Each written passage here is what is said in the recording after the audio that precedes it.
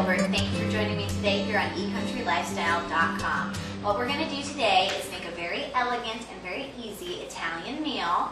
We're going to start off with some veal saltimbocca, which are veal cutlets with spinach and prosciutto wrapped around them. We're going to saute those. Next to that, we're going to have an Asiago risotto, just a quick risotto made with some chicken stock, and of course we're going to add some Asiago cheese. And we are going to also have a tapenade made with a couple different kinds of olives, some garlic, some anchovies, some roasted red peppers. You get the idea. Let's get down to work.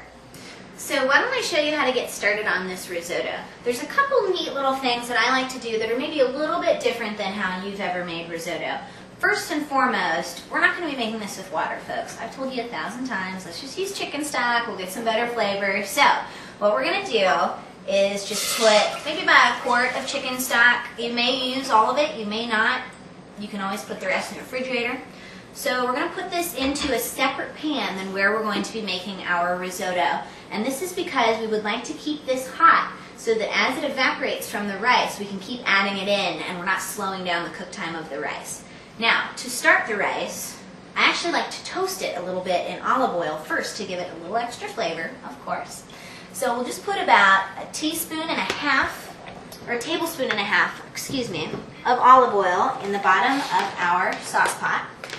And I'm going to put in about a cup, maybe a cup and a half of this risotto. Now, you don't have to get a bag that says risotto. All it is arborio rice. So just go for that. So we're just going to pour that in here and let it toast in that olive oil. We're going to give it a nice stir here in a second. And as soon as this has come up to a low simmer, we're going to start adding it in there. And the risotto is something that you don't cook with a lid on it because you want all of the stock to evaporate off of it. If you wanted to kind of keep all the moisture inside, you would use a lid, but we're not going to be doing that today. So why don't we go ahead and get started on our veal while we wait for our rice to toast. Let me show you what we're going to do with these veal cutlets. We've had these prepared from the butcher. Just ask for cutlets. That's just, like a fillet or something, just pounded really thin. And the reason that you want to use these is because you're going to wrap stuff around them. Like, we're going to use some fresh baby spinach leaves. You could also use the frozen chopped spinach if you'd like, that you get in the freezer section of your grocery store. And we're going to be using some freshly sliced prosciutto ham. Now, this comes from, I believe, the Parma region of Italy. And it's really salty, it's really tasty. It's one of my favorite lunch meats. It's just a pressed, salt-cured ham. So, you guys know my trick by now. I always have a couple extra cutting boards handy so that we're not cross-contaminating. So we're going to go ahead and prepare our veal on one, and I've got our next one all ready to go. So we have quick cleanup. I'd like to start off by just chopping the spinach roughly. And you just need about a quarter cup or a small pinch, a little handful maybe, for each veal cutlet. So we'll just take a big handful of the fresh baby spinach leaves here and just give them a rough chop. We're just going to cook this all anyway. So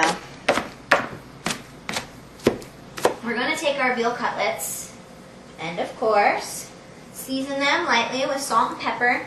And again, as I mentioned before, that prosciutto ham is salt cured, so you're not going to need too much salt here on your cutlets. But we're going to go ahead and get these on each side. Let me grab my tongs.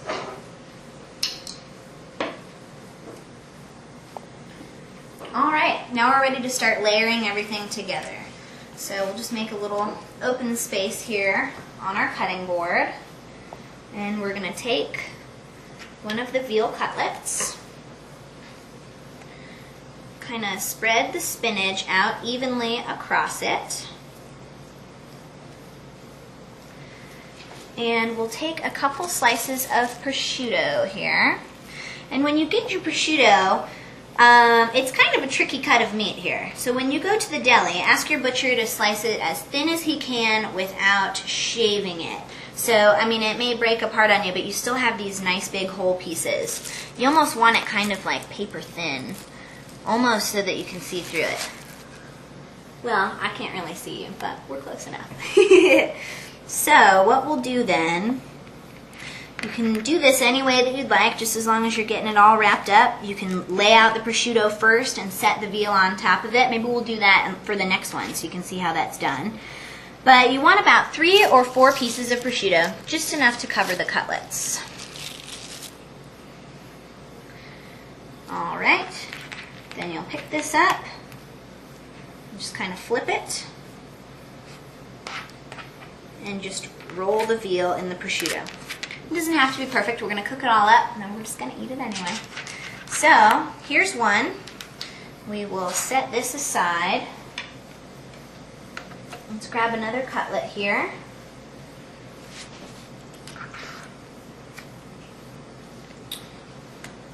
Maybe we'll work from the end this time, and I'll show you how to do it from the bottom. So you could just lay your prosciutto out like this.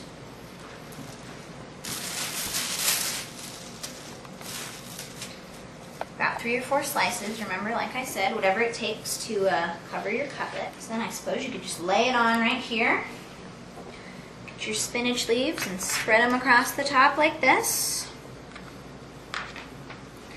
And then just wrap your prosciutto around the veal.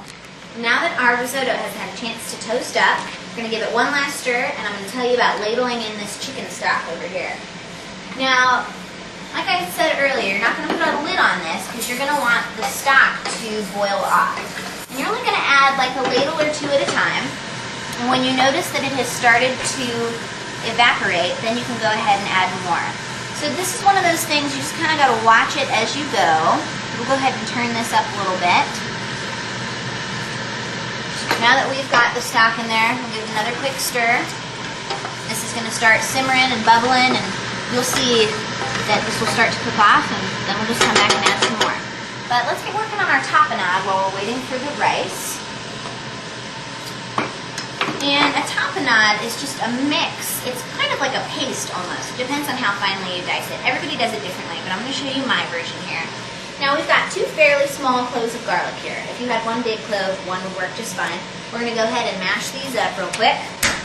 Just give it a nice whack. And the skins come right off.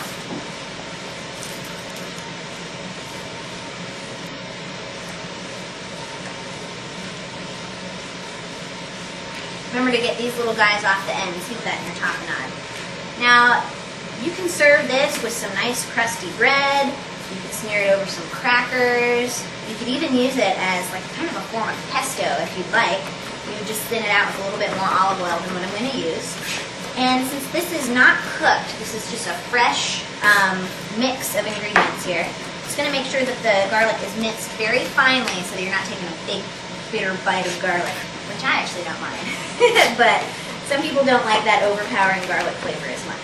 Now let's get working on this onion. You just need a fairly small red onion, and I think we'll actually only use about half of this guy here too. Okay, let's grab a bowl to put this in, and we'll get our other ingredients, and I'll show you what we're going to do. Okay, our next ingredients are going to be olives. So I've got some Kalamata olives right here. If you can't find them with the pits, all you have to do is use a small paring knife and just kind of cut around the pit. It's kind of an elongated pit, and these are a fairly salty olive. So since they're already halved, we're just going to give them a rough chop to make them a little smaller. Why don't we take a quick break and head back over to our rice and see how that's doing. See how all that liquid is cooked off, but we still need to cook the rice down a little bit more. So we'll go ahead and ladle some more chicken stock into there. And risotto is kind of a labor of love, but it's all worth it in the end. All right, another quick stir. We'll go back to the tapenade and come check on the risotto in just a few minutes. Now I've just got some green olives here, and these have pimentos in the center. If you wanted to use just plain green olives, you could certainly do that. They're a little bit easier to find pitted as opposed to the Kalamatas, so whatever you want to use is absolutely fine. We'll just get about the same amount of Kalamatas that we had, maybe about a half cup or so. Now we're just going to do the same thing, roughly chop these.